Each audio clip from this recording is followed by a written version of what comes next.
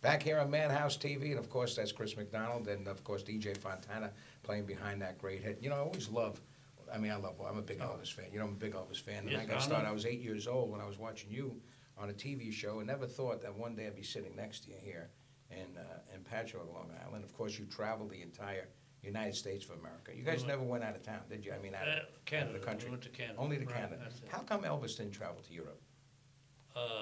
I think the colonel couldn't get his money back.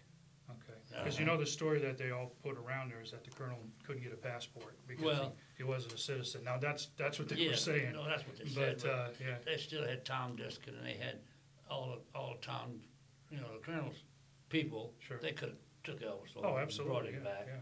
So I don't know if that's a true story. Or not. DJ, what was your favorite song that you played behind Elvis, the drums? Well, Don't was one of my favorites. That was the song that you liked, but when you played the drums, was there a favorite song that you liked? No, they're all about the same. All about the same. About the same. And what's the one that really gives you the that we all hear all the time? Is it Jailhouse Rock or is it Hound Dog with Probably the drum roll? Jailhouse Rock, and Hound Dog. Hound Dog with that drum roll, right? Drum roll, yeah, that was Yeah. probably my signature songs, both of them, I guess. And you did a couple of movies with Elvis too. You were in the There's movies. 4 of them, visual. Yeah, which ones were they? Loving You, King Creole, GI Blues, and there was another one in there Yeah. somewhere. And you guys were just playing really in a Yeah, band, right? yeah, we wasn't really playing. We had already cut the tracks, and Uh-huh. we were what it's called pantomiming. You know, Is there a truth behind the story that the Jordanaires, Elvis was supposed to do a scene in Hal Wallis' picture, and he was going to sing in this boat, and he said to Hal Wallis, "Where's the Jordanaires going to be?" yeah, he said, well, the same place the band is. Yeah. That's where it's going to be. Yeah. What kind of guy was Elvis? I mean, if you had to round him out, was he a moody guy? Was he a happy guy? Was he a sad guy? Was he? Or was No, it all? basically, he was a nice guy. He had a little mood about him sometimes, but his moods changed. It'd be 5 minutes later, he's happy as he could be, you know.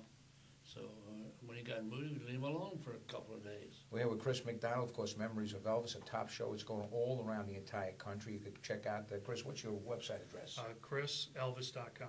ChrisElvis.com, very Made it simple. simple. Yeah. And you got tours all over the United States, Yeah. all year long. And of course, we're doing a special show during the week of Elvis's birthday, and right here on Madhouse TV. If there's a certain question maybe you didn't ask this gentleman, think about one. What would it be about Elvis Presley? I've kind of had a lot of shows with him, so I've asked probably just about everything I could think of when it came to the history of how they played together and what they did. So it's hard to really, come up with that one. Who picked out Elvis's clothes? He did. He did. Yeah. And what gave him the idea of all those outfits that everybody wears on stage? Oh, I don't know about that. Well, he wasn't around. No, I there. wasn't there, Yeah, but yeah. back in the early days, he bought his own pants. He'd go to Lansky's, basically, and they buy all that stuff. Yeah, yeah. And he just liked those clothes. Now, the costumes come out later, in the 60s and 70s, and so, but I wasn't around for that, so, and I'm sure it was his idea. Did Elvis ever direct you, I mean, into, DJ, give me a little bit more on the drum, or hit the bass harder, or I'm not getting the right beat or something? Did he ever direct you? Yeah, He did do that? Oh, sure. What would he say? I mean, give me He'd something. just say, I don't like the way that record feels, guy, let's do it again. And we do it again. And he said, that's what I wanted. That's what I'm talking about. He knew what he wanted to hear. Like He really did. that Jailhouse Rock, too, how they got the signature sound. They were working the story with you and Scotty and the producer for the movie. They wanted something. Right. Then, go ahead, DJ. They wanted something to make it sound like prisoners breaking rocks, on a chain gang. And we messed around in the studio about 30 minutes trying to come up with an idea. And basically, we just started fiddling around with that da da da da. Yeah. And they come running out there. That's it, guys. That's it. Do that again. I said, what are we doing? Yeah. Well, we don't know what we did. And that's a signature. I mean, that You put the everybody knows beat. You that. put the beat behind Yeah, it. me and Scotty. You and Scotty felt the beat. Yeah. Who wrote that song? Jailhouse Lieber Rock? and Stoller. Lieber and Stoller. Yeah, So they didn't really have that in there, huh? They didn't have it, or they had Not, it? not in the intro. It no. wasn't in there, Yeah. no. None of the intro. You put that in. That's what they wanted. They wanted to add it Yeah. to it, yeah. I'll tell you what. Let's watch Chris McDonald and, of course, the legendary DJ Fontana right on stage. Thank you very much. DJ Fontana. Tell you what, very tender, touching love song I'm going to do for you. And give me that chord.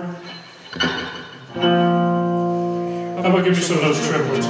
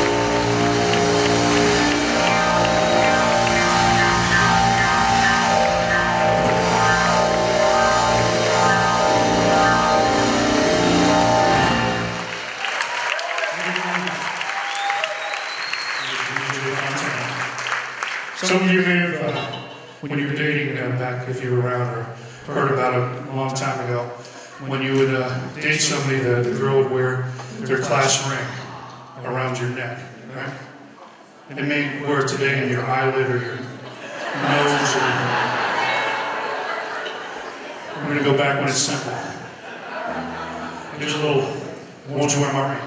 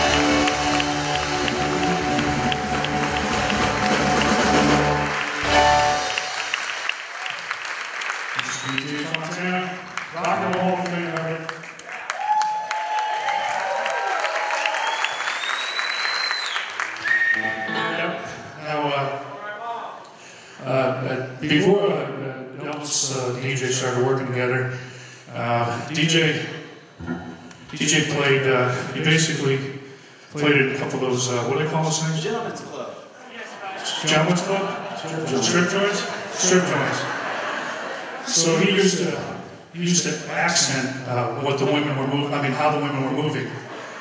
And he would work off of that. So later on, of course, when he got working with Elvis, it was just natural for DJ to hit little accents that Elvis was doing. And the more he did it, the more DJ did it. And that's why, ladies and gentlemen, that is the beat behind the king. He helped Elvis move a lot there in the 50s and became a part of rock and roll history. So never big thanks to every Elvis Presley.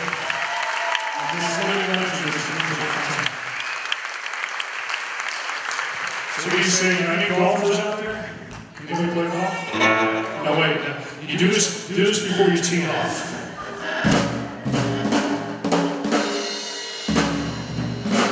You might anger some people behind you, but just tell them to play through or something. So you do this, it goes something like this. Hey, man. Well, it's one for money, two for the show. We're heading out the track, don't you? Sell your sweet.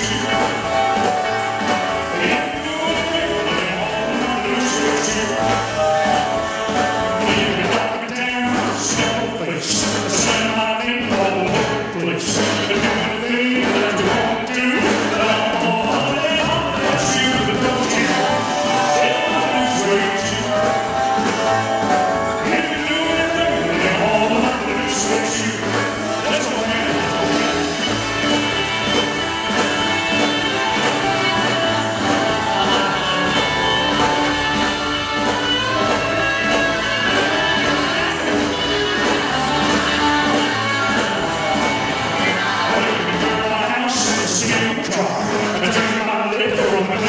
John, baby, and you won't do, but I'm all honey, I'll let you, don't you? Still not persuade you. Can't do anything, but they all have to persuade you. That's all right.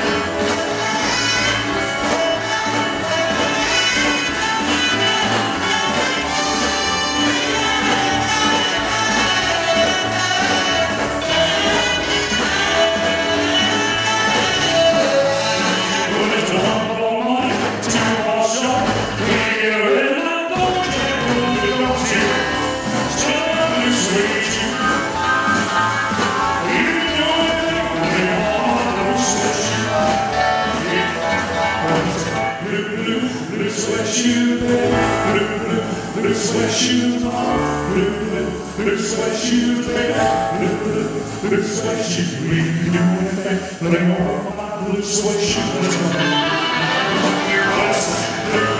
Blue sweat shoes, baby, blue sweat shoes on, blue sweat shoes, baby, blue sweat shoes, we can do anything, let me on my blue sweat shoes.